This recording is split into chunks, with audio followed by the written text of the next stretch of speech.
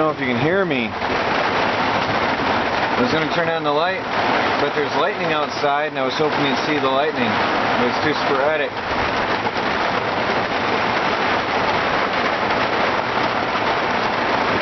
It is pouring down rain. Really hard. Have some serious lightning and thunder. Sometimes my whole place is shaking. I can feel the camper shake from the power of the lightning and thunder. It's pretty intense. It just got quieter though. When I grabbed my camera, it was really intense. Well, it's 4 o'clock in the afternoon. I spent the morning uploading videos. My phone died, so that's not even done yet. The phone battery keeps dying. I went to town to get parts for my water system, and all they had, unless I drew a 1.5 hour round trip, all they had was a metal cap. Well, I can't fit the screen in line without taking apart the moving the water pump, so I'm not going to do that yet. But I got an end cap that fits the accumulator, which would be fine. It's a tight, really tight fit, but it goes on. That's fine. But the parts that I have, which he says is the exact same size, don't go on here without stripping and cross-threading. It starts to feed on and then it strips. And I'm confused because I went into town to get the parts. I'm just going to have to go again, I guess. It's 4 o'clock.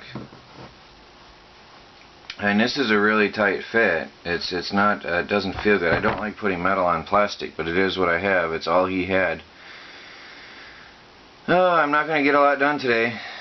I'm going back to town again, I guess. I have no choice. This is stopping me from putting the carpet in. When this is done and there's no leaks, then I put the carpet in. So, won't be a lot of progress today. Well, take 3 on uploading the video part 2. It's 5 o'clock in the afternoon. I just got back from the hardware store, and my phone is charged to 70%. The phone is frustrating.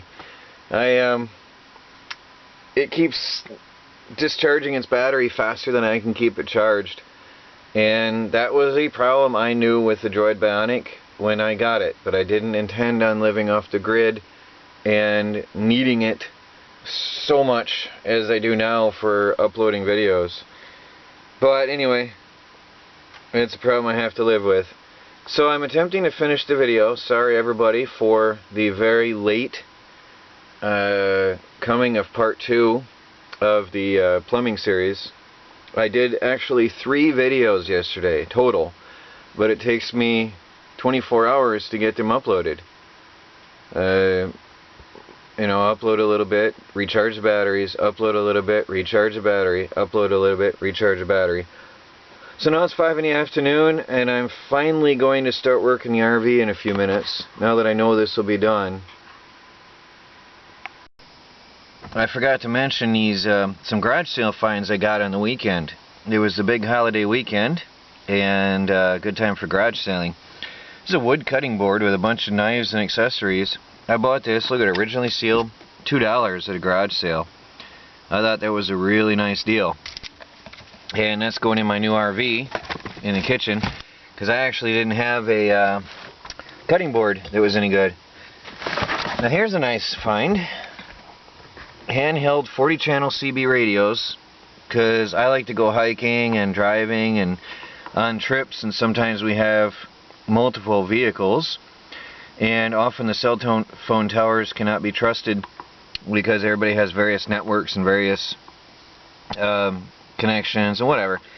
So I paid $1 each for these things. The reason is they take, I think they're 12 volts. There's a plug for power. I'll have to check the voltage. There's an external antenna jack, which is good. I think you ham guys, I bet you guys can give me a little pointer here. what I can do to boost the range on this. I bet I can. So I'd be open to some ideas and suggestions from you guys. There's a screw-on antenna on the top, there's an antenna jack on the bottom, and there's a power plug. I'm thinking 12 volts. I'll have to check the batteries. But there's a mess of double A's in here. Funny, it doesn't say what voltage. But the reason he let them go so cheap for $1 a piece, he said they eat batteries like there's no tomorrow. Which, for me, that's not a problem because I'll use the mobile plug when I'm in a car or whatever, and use the battery sparingly for backpacking. I thought that was a nice deal. And then I got something else. Now this stuff, actually the prices are still on at $6, $20. This is usually between $6 and $8. I've got 3 rolls of fishing line. They're never used, originally in the box, a little bit roughed up packages, but I've got 10 pound, 12 pound, and 40 pound fishing line. Paid $1 each for these, and $2 for this. The 40 pound line is good for snares, repairs, sewing and stitching. It's just good stuff all around. I've used heavy fishing line my whole life, camping, hiking, and just experimenting and tying stuff up with. So if you find fishing line at a garage sale like that, grab it. It's good survival stuff, not only for fishing but for sewing wounds and repairing and tying stuff together. This 40 pound line is pretty tough stuff, actually. So I thought I'd just share with you my garage sale finds from the holiday. Well, I went to the hardware store again to get fittings for my accumulator, and they told me, sorry, it's not going to work because the pipe thread on the accumulator is different from the pipe thread, the standard pipe thread that they have in stock. So I have to plug this off. So I ended up getting a cap. Actually, the cap I got originally, I bought a plug and a piece of pipe, hex fitting, but I found a piece of pipe that I had laying around left over, and what I've done, or what I'm doing, is I'm going to put this end cap on here and tighten it down, torque that down nicely, and put this on here and cap this off and be done with it for now. That's it. I just am going to have to cap that off because I don't have the ability to run the accumulator for now. And I've got to move forward. I need to pressurize these lines and see if it's going to hold water before I can put the carpet down and get the batteries in here and finish my move. That's it. This is what's holding me up. So I'm going to tighten these down, punch it in there, and fire up the water pump and see what happens now. So this is where either a hot water heater or accumulator is going to go later. And for today, I'm just capping it off. Just get this system put together and have running water and put down my carpeting.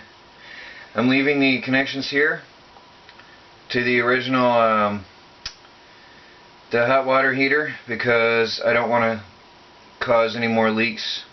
I'll eventually remove that tank properly out the side of the RV, but right now I'm just leaving everything in place so I have the stuff there and available. So let's see if I have water pressure.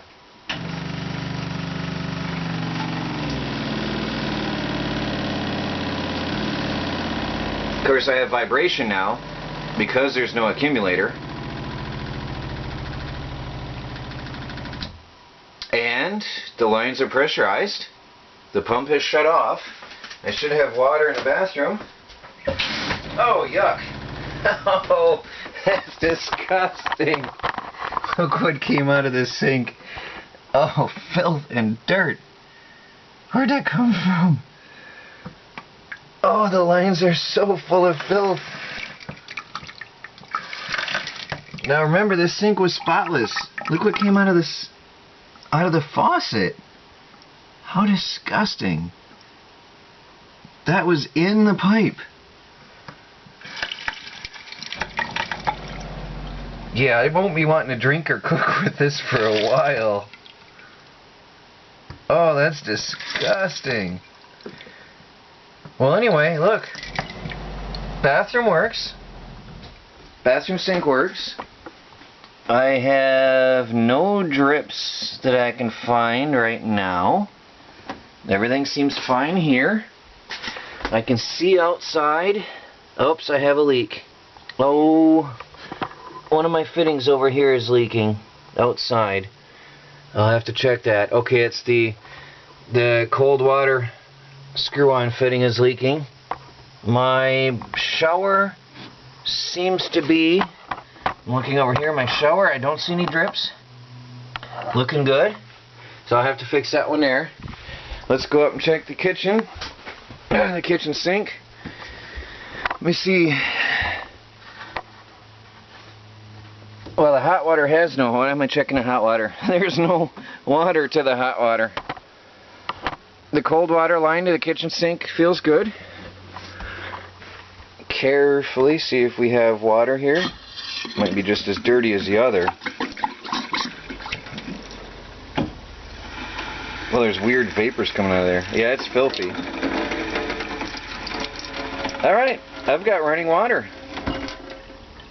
It's unfortunate that the pump is going to run whenever I have the water turned on, but look. Running water. Running water in the RV. Finally. Well, there's no pressure, so it's going to wear on the pump better, or more.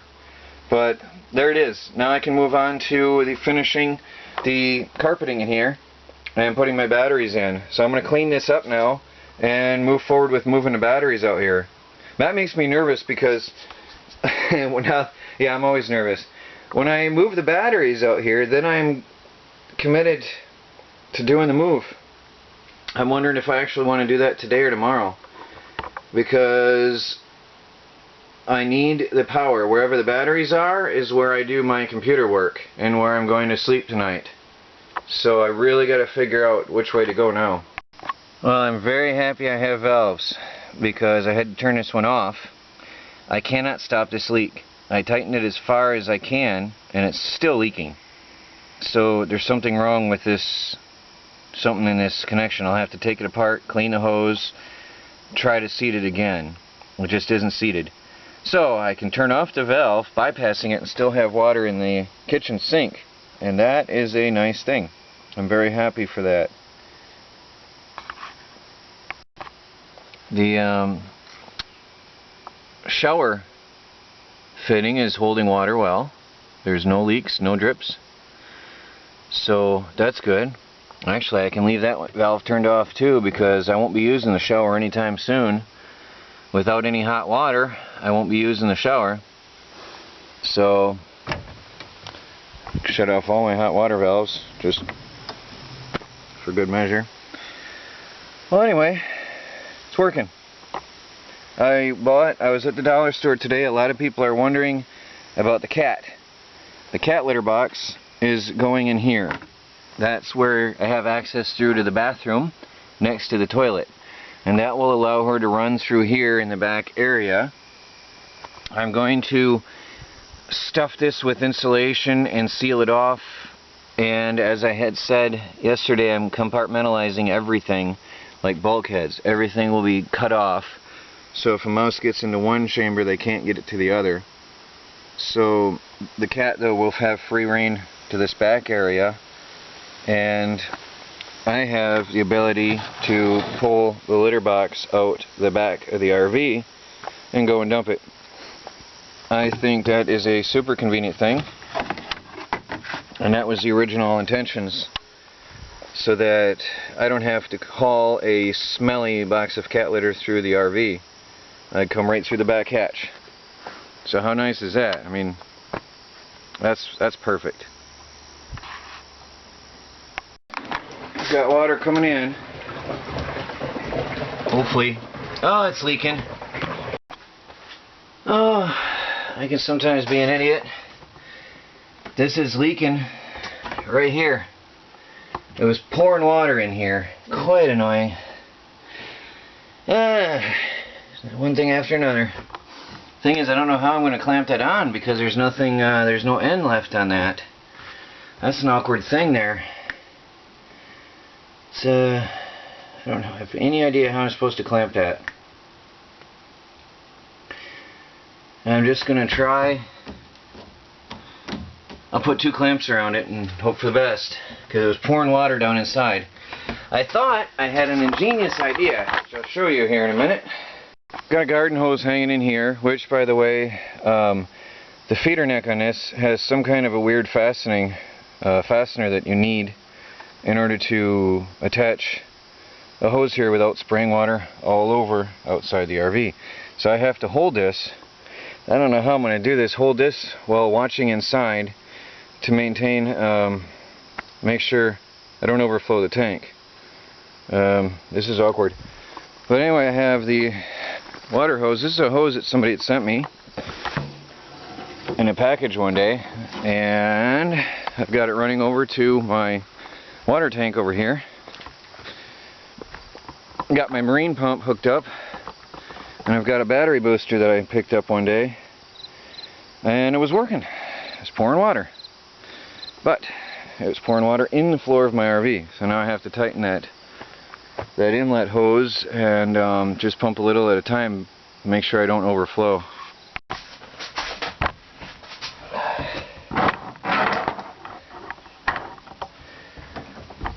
I don't know, I goofed.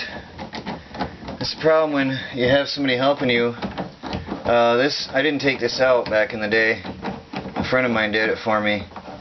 And although it's great to have help, it certainly is. The only downside to having helpers is if you don't pay attention to what's going on, you won't know how things go back together when it's time to put it all back together. You might mess up like I just did.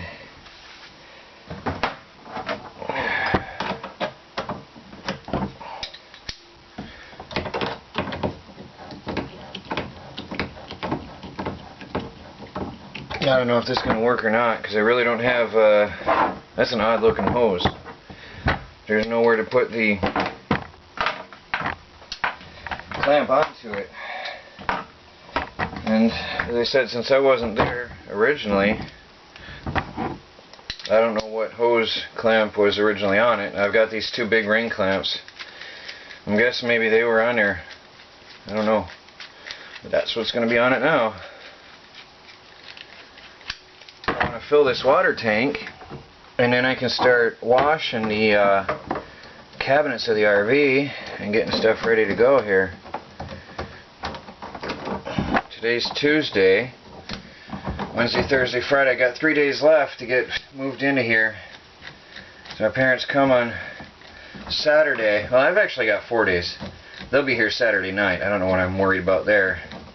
They're not going to be here Saturday morning. So I've got 4 days left.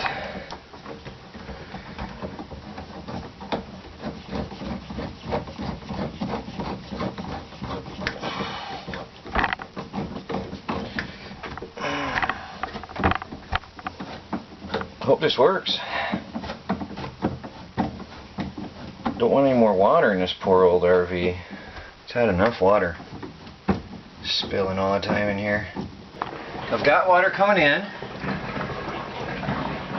And just a small drip off this, so I can live with that for now. I'll fix it later. But I have a problem outside. And the crazy thing is, I'm having struggles here with water blowing out of the thing. I don't know how I'm going to do this. This doesn't stay in there. So how I'm going to manage to monitor this and fill it at the same time, I don't know. I'm going to get an exercise workout today, big time, because I'm running in and out, in and out, in and out, across to the meadow, over to here. Need to figure out what fitting goes on there, and that'd be so convenient. Or a way to prop this hose up nicely. I thought the ladder would do it, but it doesn't. Well, I gotta put the camera down. I think you can see the water spray out everywhere. I got a bit of a shower I found out the reason I'm blowing water in. I blew a ton of water inside the RV again on the floor. There's a hose that goes into the water tank, and it's an air pressure release. And what I was doing is pressurizing the tank because there was nowhere for the air to come out. This is plugged somewhere in the line, and it wasn't working, so the water was blasting back out at me and showering me. And there's even water on the camera. I didn't even see that. There's water everywhere. As I was putting down the camera, the water was spraying out and in the RV through that fitting I had to tighten. So this is not going as easy as I had hoped. Well, it's a very messy process. I blew through the tube and air flows. I was able to blow into the tank and out through the tube. Problem is the water's rushing in faster than the air can escape through that tube. So that was a poorly designed idea there. Anyway, I've got, I think you can see, yeah, you can see just about a half tank of water. So that's enough to get by for now. Unfortunately, with this method I have no way of measuring how much water goes into this tank. But honestly, I'm not going to do the bucket method. How I figured out in the old camper is doing one bucket at a time. I am not doing that today. So, pressurize the lines here, turn on the pump. Nothing happens, good. Should be able to go into the kitchen, turn on the water. I'll be able to clean my sink tonight. There's going to be air in the lines. There it is. It's a decent stream of water. It'll take time to get all the air out. Oops, there's no water. Well, there it is. Okay, you got to crank the handle to the right. Wow, there's quite a stream of water comes out of that. Not bad. Not bad at all. The sink leaks. The valve leaks. I don't know how you replace that stuff. Oh boy, it leaks bad. Well, I'll have to fix all that. Also, I have to do it now before it swells. Oh, stupid. How does that happen? Oh, how stupid. Oh, how stupid. Should have seen first. Well, I'm not a plumber. That's crazy. I don't know if you can see that. There's water all over the floor again. Well, people, I'll be honest, I'm not a plumber. There's water all over down in there. There's water flowing all over the place. The water flowed through the cold water lines, through the kitchen sink, and pressurized the hot water lines, which I could not have foreseen because I'm no expert. So now I have to cap that. I just got an idea. The bathroom sink didn't have water pressure because I had to shut off the valve, but if the water's crossing over through the faucets, then I should be able to pressurize. I think that's, no, that was left over from the line. I just turned on the hot water valve in the bathroom sink, and I turned off the shower and the kitchen hot water lines.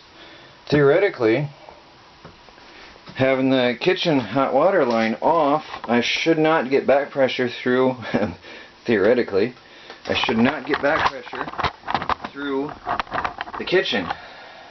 Let me see what happens. Oh, the water pump is on. Well, wait a minute. But I'm not getting pressure. Why? Oh, that won't work. Okay, so the water was feeding through the kitchen sink and then pressurizing everything. That won't work. Okay, so I've essentially cut off the feed to the hot water lines by turning off the hot water line in the kitchen sink. So I should now be able to run this without water running in the bed area. Turn on the water slow. Come over here and see, this theoretically should not spout any more water, ever. Theoretically. Hate pouring water down the drain.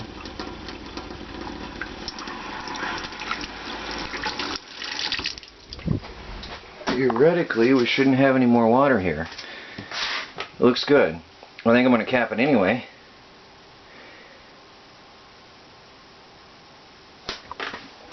So that won't have any water. No, okay. Well, getting there. This is funny how much time I'm investing in trying to get water flowing. Well, I've got water flowing everywhere. I just am not containing it where I want it. Well, fun stuff. Learning by doing.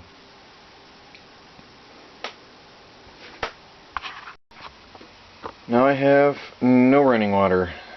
The kitchen's faucet leaks profusely, and just sitting here, I'm keeping it wrapped. I just actually, what I did is I turned off the valve to the kitchen sink, so I have no running water. That's annoying, really annoying. It's just gushing out the valve, or the what do you call it, the faucet. So, no running water.